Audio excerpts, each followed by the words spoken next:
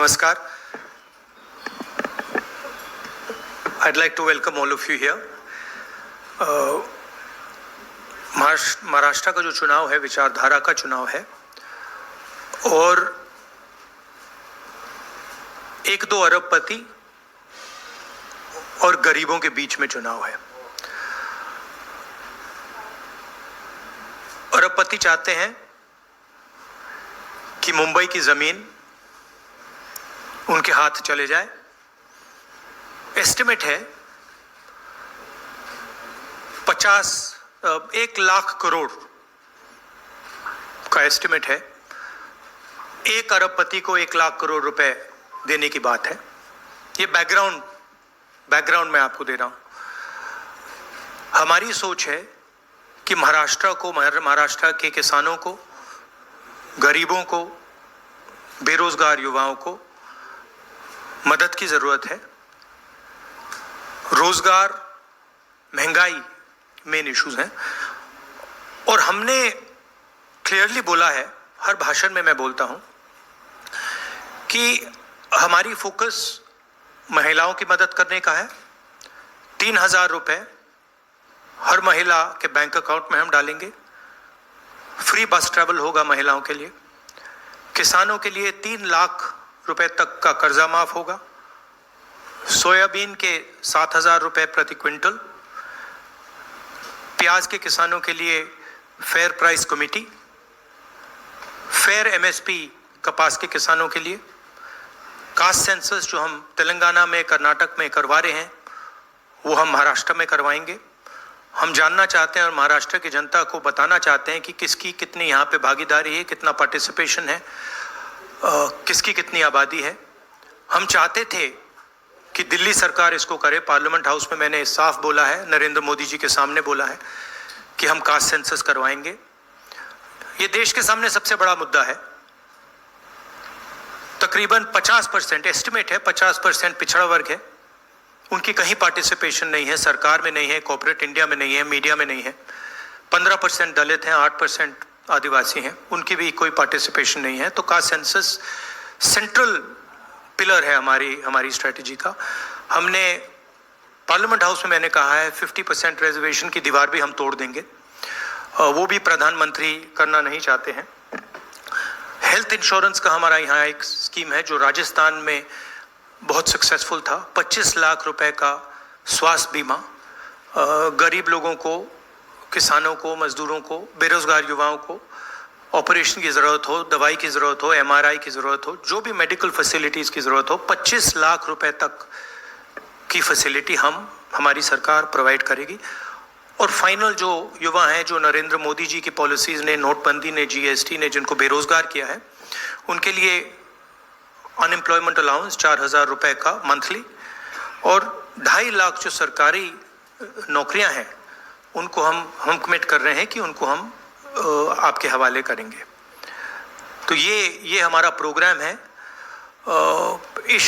Main issue वही है।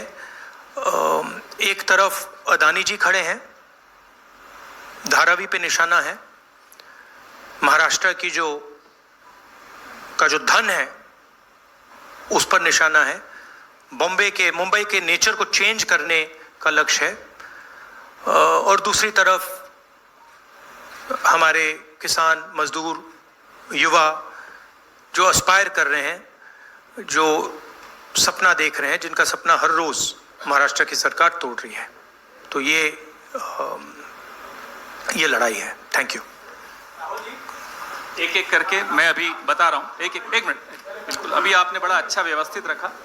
इससे पहले आप सवाल शुरू करें, राहुल जी से मैं आग्रह करूंगा कि आपके सामने कुछ और भी कुछ ऐसा दिखाएं। एक सेकंड, वो क्या था? व्हाट वाज द नारा दैट मोदी जी गेव? क्या है? एक है तो सेफ है। हाँ, यस, दैट वाज। ये देखिए, इधर लाइए भैया इसको।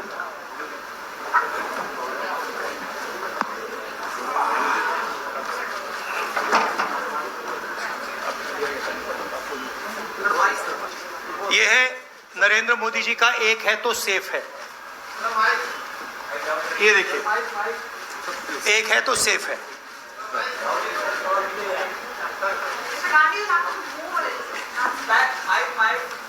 ओ छवि ये इसमें एक है तो सेफ है, ये नरेंद्र मोदी जी की महाराष्ट्र सरकार की स्ट्रेटजी है। हम आपको ये दिखाना चाह रहे हैं। मुश्किल खुलता है ये पकड़िए, ये देखिए, एक है तो सेफ है, देख लीजिए। और ये स्ट्रैटेजी का लक्ष्य देखिए, एक है तो सेफ है। धारावी का मैप है, ये भी दिखा दीजिए, दूसरा पोस्टर दीजिए।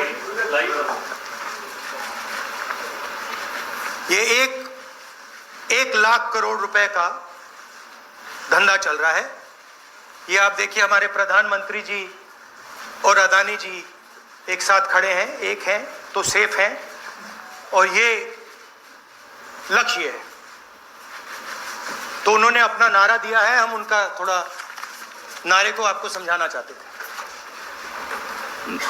धन्यवाद राहुल जी। ये अच्छा है, इसको पीछे रखेंगे। अच्छा, वो पोस्टर भी लगा दो साइड पर, पकड़ लो। एक इस साइड पकड़ लो, बताइए भैया। एक सेकेंड, आलोक देशपांडे, इंडियन एक्सप्रेस। राहुल जी, आप हमेशा कहते आए हैं कि महाराष्ट्र के डीएनए में कांग्रेस है। तो जब से ये इलेक्शन का मुद्दा शुरू हुआ, तब जब विकास का मुद्दा था, तो आज वो आगे कटेंगे तो कटेंगे, वोट जिहाद इन मुद्दों पे आगे रुक गया है। तो क्या आपको लगता है कि इन सारी स्लोगन्स के वजह से महाराष्ट्र के डीएनए को नहीं, उनका जो स्लोगन, मेन जो स्लोगन है, एक है तो सेफ है, वो मैंने इतनी अच्छी तरह आपको दिखाया है, उसको समझाया है कि एक है तो सेफ है। एक कौन है? एक नरेंद्र मोदी जी हैं, अदानी जी हैं, अमित शाह जी हैं। सेफ है तो कौन सेफ है? अदानी जी सेफ हैं। कष्ट किसको होगा? धारावी की जनता को होगा। नुकसान किसका होगा? धारावी की जनता को होगा। जो हिंदुस्तान की स्मॉल और मीडियम इंडस्ट्रीज हैं, जिसका एक चिन्ह धारावी है, उसको एक व्यक्ति के लिए खत्म किया जा रहा है। तो लड़ाई यही है। नारा उन्होंने दिया, हमने आपको समझा दिया। इस इलेक्शन का नारा मोदी जी ने दिया है और बिल्कुल सही नारा है। एक है तो सेफ है। सवाल है सेफ कौन है, सेफ किसका है, एक कौन है, यह सवाल है। दीपक भट्टू से लोकमत। राहुल जी, आज मार्केट में किसानों को सोयाबीन का 4,000 रुपया करीबन रेट मिल रहा है। एमएसपी है 4,830 रुपया। तो आपने कहा है कि हम लोग 7,000 रुपये देंगे अगर सत्ता पे आएंगे तो, और प्लस बोनस। तो 4,000 और 7,000 प्लस बोनस, ये जो डिफरेंस है वो कहाँ से कांग्रेस कॉम्पेंसेट करेगी? ये हमने सारे कैलकुलेशंस कर रखे हैं, हमारा एक्सपीरियंस है, हमने ऐसी ही पॉलिसीज छत्तीसगढ़ में चलाई हैं। तो financially there is no problem, this is easily feasible, we have done all the calculations. Maharashtra का इकोनॉमी का स्टडी करके स्टडी किया है हमने। अगर आप डिटेल चाहते हैं तो हमारी टीम से हम आपको पूरा फाइनेंशियल डिटेल्स, ये जो हमारी कमिटमेंट्स हैं, इसका पूरा फाइनेंशियल डिटेल हम आपको दे देंगे, कोई प्रॉब्लम नहीं है। रंजीत सिंह, ANI। अभी राहुल जी गुड मॉर्निंग। मैं रंजीत, ANI से। आप चूंकि काफ़ी केंद्रित हैं धारावी के मुद्दे को लेकर के, तो मैं सवाल करना चाहूँगा कि 2005 से धारावी में कोई डेवलपमेंट हुआ नहीं है, रीडेवलपमेंट के नाम पे अगर हम बात करें तो अब जो योजना वहाँ चल रही है, आप चूंकि कह रहे हैं कि बिलियनियर को लखपति बनाने की कोशिश है, 1 लाख करोड़ का उनका टारगेट है। तो 2005 से अब तक जो विकास नहीं हुआ है, अब अगर शुरू हुआ है, उसमें आपको कमियां नजर आती हैं, और आप सरकार आने पे बदलने की बात भी की है महाविकास आघाड़ी ने। नहीं, विकास नहीं हुआ सवाल नहीं है, redevelopment.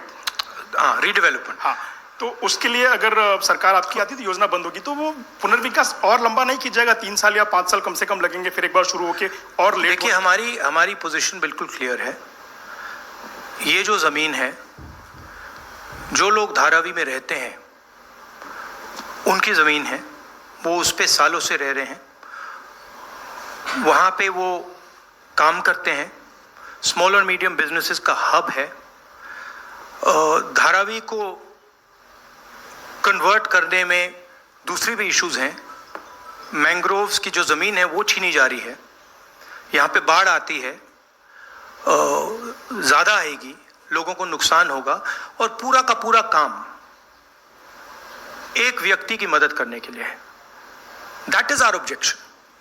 Our objection is that it is unfair, it is being done, the entire political machinery is being twisted to help one person. We are not convinced about how the tendering process was worked out, and we are absolutely convinced that this is theft of Dharavi land and it is being handed over to one person. इसी व्यक्ति को देश के airports दिए जा रहे हैं, इसी व्यक्ति को डिफेंस की पूरी मैन्युफैक्चरिंग की इंडस्ट्री दी जा रही है, इसी व्यक्ति को पोर्ट्स दिए जा रहे हैं, इसी व्यक्ति को धारावी दिया जा रहा है, इसी को मुंबई का एयरपोर्ट दिया जा रहा है। और मैंने यहां पे आपको क्लियरली दिखाया है कि पुराना रिश्ता है प्रधानमंत्री का। तो ये अदानी जी अपने आप नहीं कर सकते हैं। Without clear support of the prime minister of India, Dharavi cannot be taken away from the people of India. तो ये हो रहा है यहां पे, और ये चुनाव का मुद्दा है, बैकग्राउंड में है, फोरग्राउंड में है। यही मुद्दा है कि महाराष्ट्र का जो धन है वो महाराष्ट्र की जनता को मिलेगा, महाराष्ट्र के लोगों को मिलेगा, या फिर एक व्यक्ति को मिलेगा। और मैंने यहां प्रोजेक्ट्स के बारे में बोला है, मेरे पास लिस्ट है जो प्रोजेक्ट्स महाराष्ट्र के थे, जो आपसे छीनकर, महाराष्ट्र के युवाओं से छीनकर दूसरे स्टेटों में गए हैं।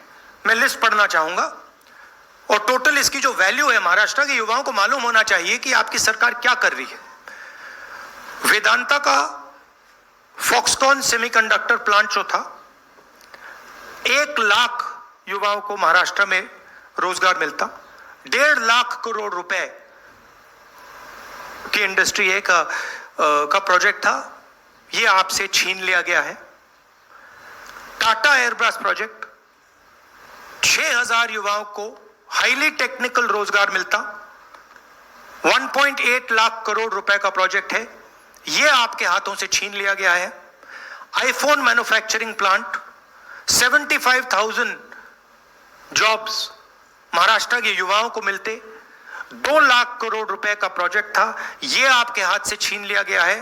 International finances service centre, 2 lakh युवाओं को रोजगार मिलता, 1.63 लाख करोड़ का प्रोजेक्ट है, यह आपके हाथ से छीन लिया गया है।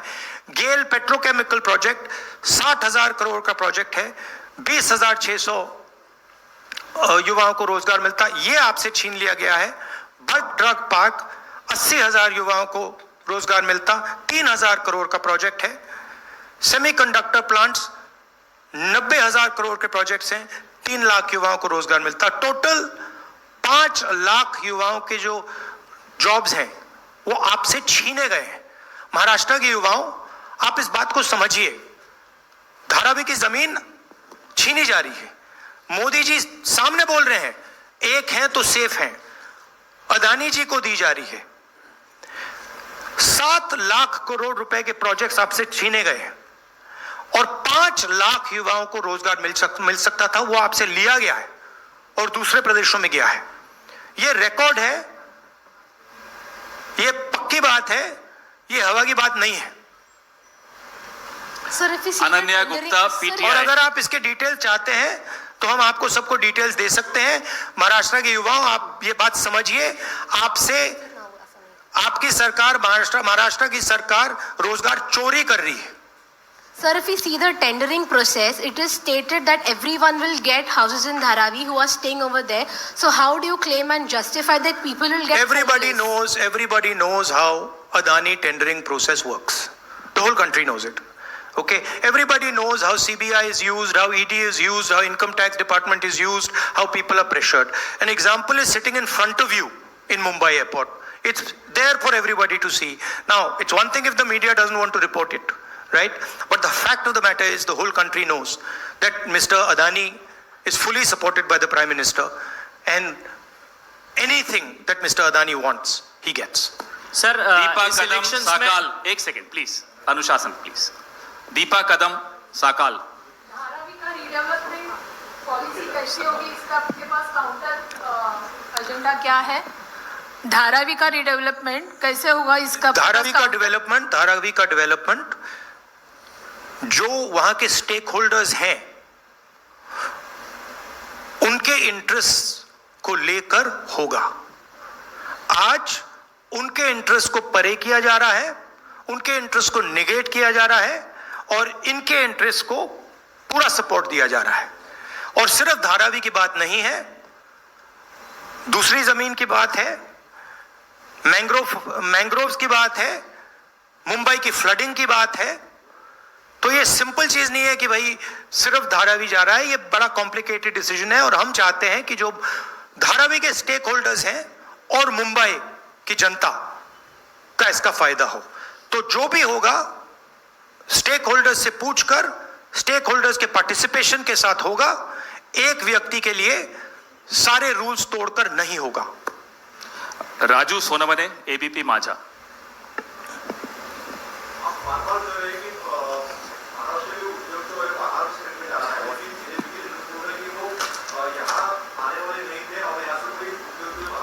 नहीं, मैंने आपको लिस्ट पढ़ के दी है। 8 प्रोजेक्ट्स मैंने आपको डिटेल करके दिए हैं, क्योंकि बीजेपी ने बात बोली है मेरे बारे में कि कौन से प्रोजेक्ट्स की बात कर रहा हूं। तो ये हैं प्रोजेक्ट्स, लिस्ट हैं। इन प्रोजेक्ट्स को आप देख लीजिए, आप स्टडी कर लीजिए। ये सारे के सारे महाराष्ट्र में आने थे, ये सारे के सारे गुजरात गए हैं, ये फैक्ट है। लास्ट और ये हर महाराष्ट्र के युवा को मालूम होना चाहिए कि आपकी जमीन अदानी जी को दी जा रही है, आपका फ्यूचर अदानी जी को दिया जा रहा है। और यहां पे जो 8 प्रोजेक्ट्स हैं जो पूरे महाराष्ट्र के युवाओं के फ्यूचर के प्रोजेक्ट्स थे, वो सब छीन कर आपसे दूसरे स्टेट में चले गए। राहुल जी अक्षय, एक सेकेंड, ऐसा राहुल जी ऐसे नहीं भैया, एक एक करके एक प्लीज। एक करके, अभी वो कहीं नहीं जा Thank रहे you. तब तक आप। अक्षय मानकणी, नहीं, TV9 मराठी।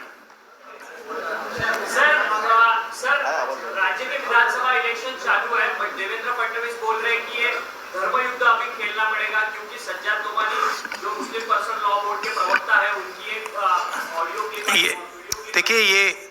देखिए बीजेपी को डिस्ट्रैक्ट करने की आदत है। मैंने आपसे कहा कि मेन मुद्दा रोजगार का है, उसके बाद मैंने आपको ये 8 प्रोजेक्ट्स की लिस्ट दी, राइट, जो डिटेल कर रहे हैं कि 7 लाख करोड़ के प्रोजेक्ट्स यहां से गए और 5 लाख युवाओं को जो रोजगार मिलना था वो महाराष्ट्र की सरकार ने यहां से भेज दिए। धारावी की जमीन की बात की, 1 लाख करोड़ रुपए की वैल्यू है, महाराष्ट्र की है, मुंबई की है, मुंबई के लोगों की है, वो आपके सामने छीनी जा रही है। जो स्टेक होल्डर्स हैं उनको परे किया जा रहा है, ठीक है। किसानों को सही दाम नहीं मिलता है, बेरोजगारी बढ़ती जा रही है, महंगाई है। अब बीजेपी इन सवालों के जवाब कैसे दे? वो दे ही नहीं सकती है, तो डिस्ट्रैक्ट तो करना ही पड़ेगा, कुछ ना कुछ तो करना पड़ेगा, मगर डिस्ट्रैक्शन होगा नहीं। लास्ट क्वेश्चन, साहिल जोशी। राहुल जी यहाँ पर है। भैया last question please. Rahul ji यहाँ पर है। किसको दे रहे हैं? साहिल यहाँ पर। सर यहाँ पर। सर कल जो महाविकास आघाड़ी की रैली हुई थी, वहां पर उद्धव ठाकरे ने कहा कि अगर उनकी सरकार आएगी तो सबसे पहला काम वो ये करेंगे कि अडानी का टेंडर रद्द करेंगे। क्या आपको लगता है कि आप और शिवसेना यूबीटी इस बात पर ज्यादा पॉलिटिकली अलाइंड है, आइडियोलॉजिकली आप ज्यादा अलाइंड है? कल आपके ट्वीट का भी उन्होंने जिक्र किया था जो आपने बाला साहब ठाकरे के इस पर किया था, तो आपको लगता है कि आप दोनों ज्यादा अलाइंड है इस चीज पर? देखिए सिंपल सी बात है, हमारी जो सरकार आएगी वो महाराष्ट्र के लोगों की इंटरेस्ट को प्रोटेक्ट करेगी। जो धारावी में हो रहा है वो महाराष्ट्र की जनता के इंटरेस्ट के खिलाफ है, वो धारावी के जो रेजिडेंट्स हैं उनके इंटरेस्ट के खिलाफ है, वो मुंबई के जो रेजिडेंट्स हैं उनके इंटरेस्ट के खिलाफ है। हम महाराष्ट्र के, मुंबई के और धारावी के जो रेजिडेंट्स हैं उनके इंटरेस्ट को प्रोटेक्ट करेंगे। इसीलिए हम एक साथ खड़े हैं और जो उद्धव जी ने कहा है वो सही है और उसका मैं सपोर्ट करता हूं। धन्यवाद राहुल जी, आप सबको बहुत बहुत धन्यवाद। फिर आएंगे, बहुत जल्दी आएंगे। 23 तारीख के बाद फिर आएंगे। धन्यवाद। Thank you. सुनिए भैया, एक सेकंड मुझे बोलने दीजिए, मुझे बोलने दीजिए प्लीज। एक सेकंड। सो थैंक यू, आप सबका बहुत बहुत धन्यवाद। आगे भी जाना है, मुझे झारखंड जाना है। भैया आप प्लीज बैठ जाइए, मैं बात कर रहा हूं, आप बैठ जाइए 2 मिनट, डिस्टर्ब मत कीजिए। हाँ, तो आप सबका मैं धन्यवाद करता हूं। मुझे झारखंड में भी ऐसा ही प्रेस कॉन्फ्रेंस करना है और टाइमिंग की थोड़ी इशू है, तो मैं आप सबका धन्यवाद करता हूं। और इन चीज़ों के बारे में आपके और सवाल हों तो हमारी टीम यहाँ है, जो भी आपके सवाल होंगे वो डिटेल आपको दे देंगे। Thank you very much. नमस्कार।